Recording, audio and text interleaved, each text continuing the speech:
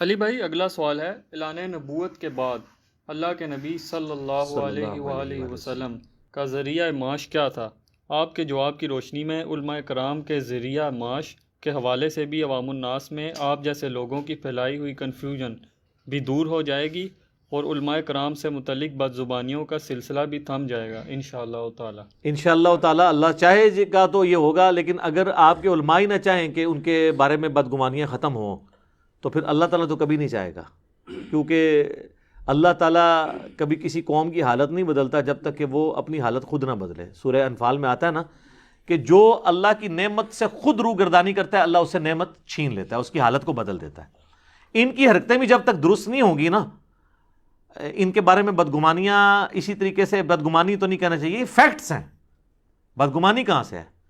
یہ ممبروں پہ آپ کو سناتے نہیں ہے کہ حضرت عمر سے بھرے مجمع میں کسی نے پوچھ لیا کہ یہ آپ نے کرتا کیسے سلوایا، تو کہتے ہیں میرا بیٹا بتائے گا۔ تو بیٹے عبداللہ ابن عمر نے کہا کہ جی وہ 2 چادروں میں میرے ابا جی کا سوٹ بنتا تھا، تو ایک چادر جو مجھے ملی تھی وہ میں نے گفٹ کی۔ تو یہ جو مولوی ممبر پہ بیان کرتا ہے، جب وہ سیڑھیاں اترے تو آخری سیڑھی پہ جب پہنچا ہونا تو اس کو ادھر ہی روک کے کہیں کہ آپ ذرا یہ بتائیں کہ آپ 5 سال پہلے سائیکل پہ آئے تھے اسلام آباد کی اس مسجد میں، یہ آج ہونڈا سیوک آپ کے پاس کہاں سے آ گئی ہے؟ تو دیکھیں آپ کا اکرام مسلم کیسے کرتے ہیں وہ، جبکہ آپ کی تنخواہ بھی 20 سے 25 ہزار ہے ایک خطیب کی، امام مسجد کو 10,000 دیتے ہیں، اور آپ نے ڈرائیور بھی رکھا ہوا ہے۔ ظاہر ہے پانی سے تو نہیں چلتی گاڑی، وہ پرانے زمانے میں چلا کرتی تھی پھونک مار کے، اب نہیں چلتی، اب پیٹرول سے چلتی ہیں، کیونکہ پہلے بھی کہانیاں سنو لکھتی ہیں کتابیں۔ تو وہ دیکھیں کس طرح جھاگ چھوٹے گی، بلکہ ہو سکتا ہے وہ آپ سے کہ آپ ذرا کمرے میں تشریف لے آئیں۔ کمرے چ نہیں جانا بھائی، کمرے چ نہیں جانا،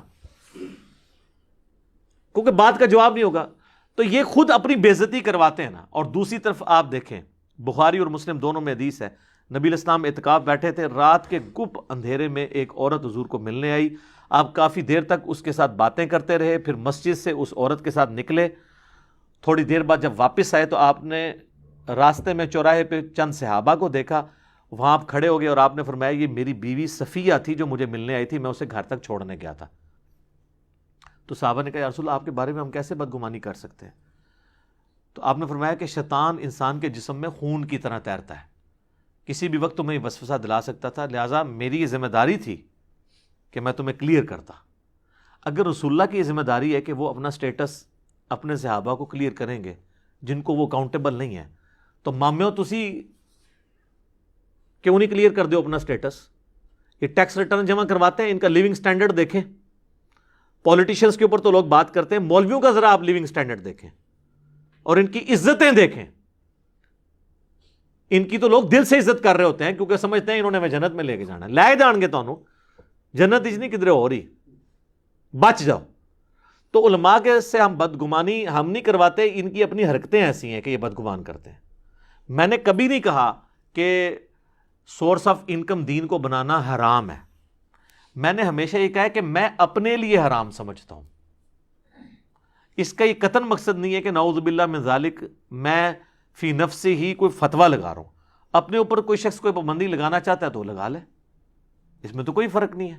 ہاں اس اعتبار سے کہ اگر وہ کہے کہ میں اس کو حرام سمجھتا ہوں اور یہ مطلقاً حرام ہے، پھر وہ ایک ایکسٹریم رویہ ہو جائے گا۔ باقی اس میں یہ مثال دینا کہ حضور علیہ السلام نے اپنے اوپر شہد حرام کر لیا تھا تو اللہ تعالیٰ نے ان کو منع کیا، بھئی حضور علیہ السلام سے تو شریعت بٹنی تھی، اگر آپ شہد حرام کر دیتے امت پہ ویسے ہی حرام ہو جانا تھا۔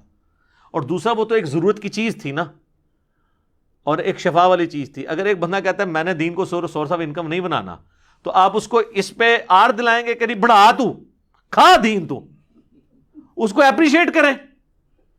ایک بندہ فری آف کاسٹ کام کرنا چاہتا ہے، آپ کہہ رہے ہیں نہیں نہیں تو پیسے لے کے کر، عقل کام کرتی ہے، دو مختلف باتیں ان کو آپس میں جوڑتے ہیں، ٹھیک ہے نا؟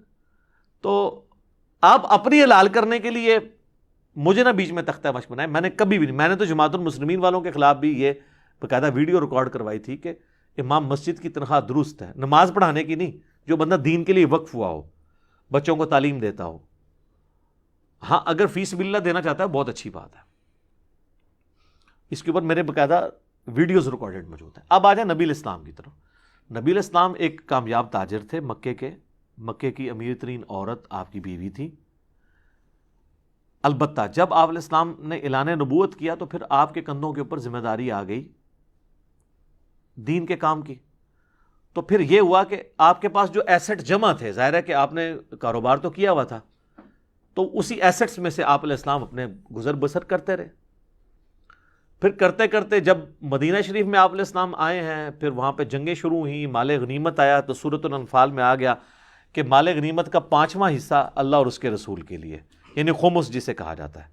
اس سے نبی علیہ السلام اپنے بیوی بچوں اور کی دیکھ بھال کرتے تھے فائنینشلی، اور جو آپ کو مہمان ملنے کے لیے آتے تھے. تو پھر آپ کا سورس آف انکم بیت المال ہی تھا. خلفائے راشدین کا بھی سورس آف انکم بیت المال تھا، لیکن جائیدادیں بنانے کے لیے نہیں، سبسسٹنس لیول کے اوپر. دیکھیں نا، یہ بزرگ غفاری نہیں کہتے ہیں، بخاری مسلم میں حدیث ہے کہ یہ سامنے احد پہاڑ دیکھ رہے ہو، تو حضرت ابو ذر کہتے ہیں میں نے سوچا حضور مجھے کسی کام سے بھیجیں گے، تو میں سوچنا شروع ہو گیا کہ میں اتنی دیر میں واپس آ جاؤں گا. تو آپ فرمایا یہ سونے کے برابر بھی یہ سارا پہاڑ سونے کا ہو تو میں 3 دن نہیں گزرنے دوں گا کہ اللہ کی راہ میں اسے خیرات کرتا ہوں. تو نبی علیہ السلام تو خیبر کے بعد اتنی وسعت آ گئی تھی، اس کے باوجود نان و نفقے کی شکایت بیویوں کی طرف سے رہی، حتیٰ کہ آپ کی وفات ہو گئی.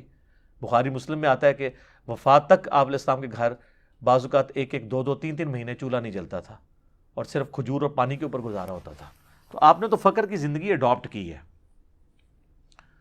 محلات نہیں بنائے، جدادیں نہیں بنائیں، پلازے نہیں کھڑے کیے، لگژریس لائف نہیں گزاری. آج آپ دین کے نام پہ مولویوں کو دیکھیں، بچوں کو علیحدہ گاڑیاں لے کے دی ہوئی ہیں، اپنے لیے علیحدہ رکھی ہوئی ہے، اور آپ ان کو دیکھیں کہتے ہیں جی ہم دین کے لیے وقف ہیں. اور دین کے لیے یہ وقف ہوتے ہیں کہ جب ان کا کوئی لیڈر ان کو کہتا ہے نا فلاں جگہ جلسہ ہے، اینے بندے لے کے آ جانا، تو لے کے آ جاتے ہیں. یہ وقف ہے دین کے لیے.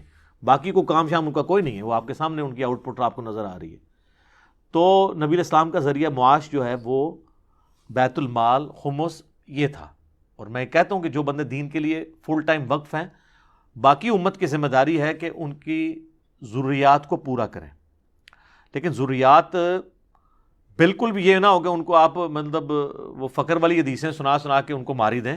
یعنی ان کے بچوں کی تعلیم، سارا خرچہ جو ایک عام نارمل ہے وہ تو ہونا چاہیے نا.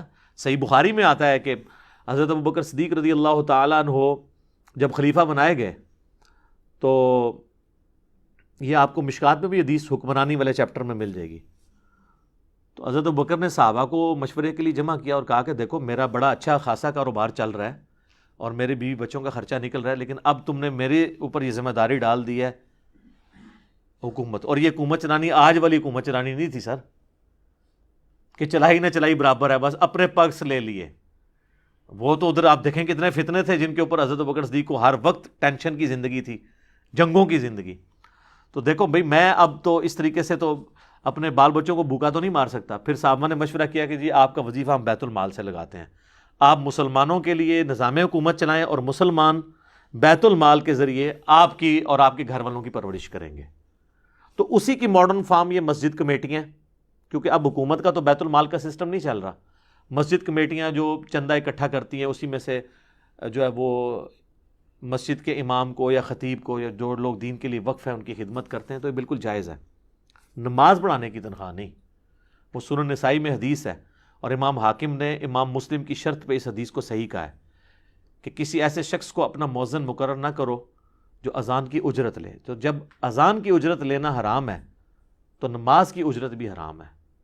نماز وہ اس نے ویسے بھی پڑھنی تھی اور جماعت سے ہی پڑھنی تھی، اس کی تنخواہ نہیں وہ لے گا. ہاں جو دین کے لیے وقف ہوا یعنی فل ٹائم مسجد میں اپنا وقت گزارتا ہے، مسجد کی دیکھ بھال کرتا ہے، محلے کے بچوں کو قرآن پڑھا دیتا ہے، اور باقی سارے جو سائیڈ بزنس جسے کہتے ہیں ہم دین کے حوالے سے وہ کر رہا ہے.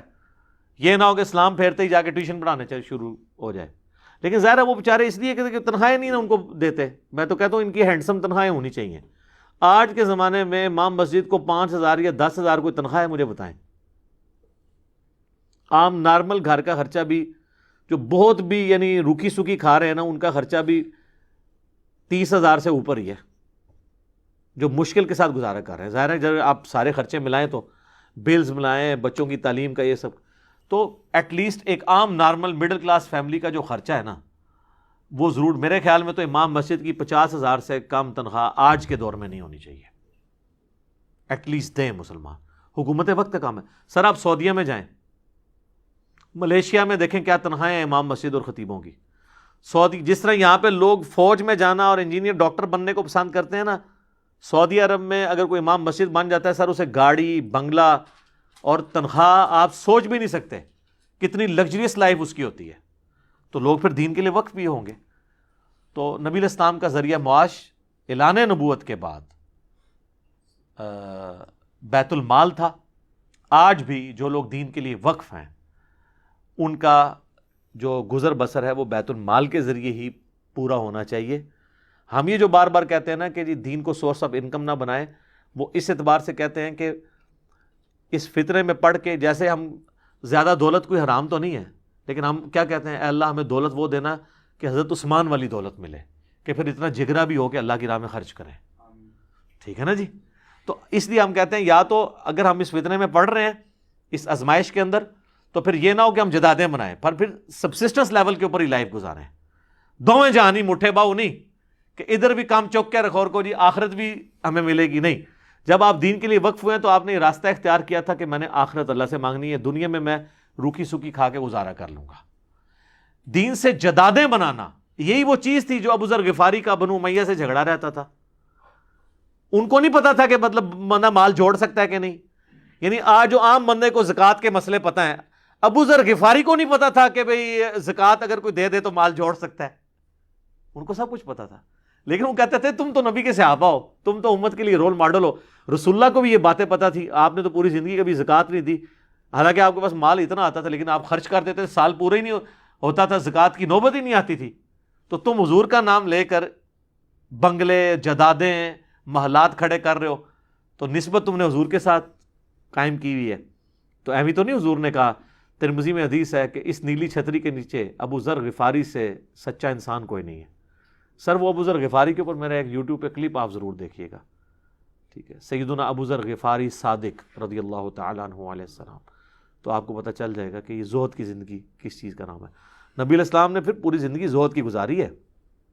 وہ جو بخاری مسلم کی حدیث ہے ایلا والی، جو آپ 1 مہینے کے لیے اپنی بیویوں سے ناراض ہو گئے تھے، تو گھر کی چھت پہ آپ تھے، تو حضرت عمر ملنے کے لیے گئے، تو آپ کے تو اوپر بھی کوئی قمیض نہیں تھی، صرف تہمت باندھی ہوئی تھی اور چٹائی پہ لیٹے ہوئے تھے. حضرت عمر کے آنے کی وجہ سے جب بیٹھے تو چٹائی پہ کے نشان تھے. حضرت عمر نے رونا شروع کر دیا، یا رسول اللہ آپ تو اللہ کے رسول ہیں، اور کیسر و کسریٰ رومن اور پرشین امپائر کے جو سربراہ ہیں وہ تو دنیا کے مزے لوٹ رہے ہیں، اور آپ اللہ کے رسول ہیں، آپ زیادہ حقدار ہیں. تو آپ نے فرمایا اے عمر، لگتا ہے کہ دنیا کی حقیقت ابھی بھی تم پہ نہیں کھلی، کیا تم اس پہ راضی نہیں ہو کہ کیسر و کسریٰ دنیا کے مزے لوٹیں اور ہم آخرت کی سعادت حاصل کر لیں. اور پھر حضرت عمر نے یہ ایسی نصیحت پلے باندھی ہے کہ نہ حرام کھایا ہے نہ کسی کو کھانے دیا اپنے دور کے اندر. ٹھیک ہے، اور بس وہی چیز تھی کہ وہ جیسے ہی وہ سیدنا عمر شہید ہوئے ہیں تو پھر وہ ڈسپلن لوز ہونا شروع ہو گیا. اور پھر جب وظیفے لگنے شروع ہوئے تو پھر ظاہر ہے جب آپ وظیفوں پہ کوئی چلا جائے تو اس نے کام کدھر سے کرنا ہے. آپ دیکھ لیں باہر کے ملکوں میں جو گئے ہوئے اپنے وظیفے لگا کے بیٹھے ہوئے، نوکریاں تو کرتے ہی کوئی نہیں. تو یہ وہ آج بھی مینٹالٹی وہی موجود ہے. تو اللہ تعالیٰ ہمیں اس فتنے سے بچائے. اللہم انی اعوذ بک من فتنۃ الدنیا وعذاب الآخرہ، آمین. ٹھیک ہوگا جی.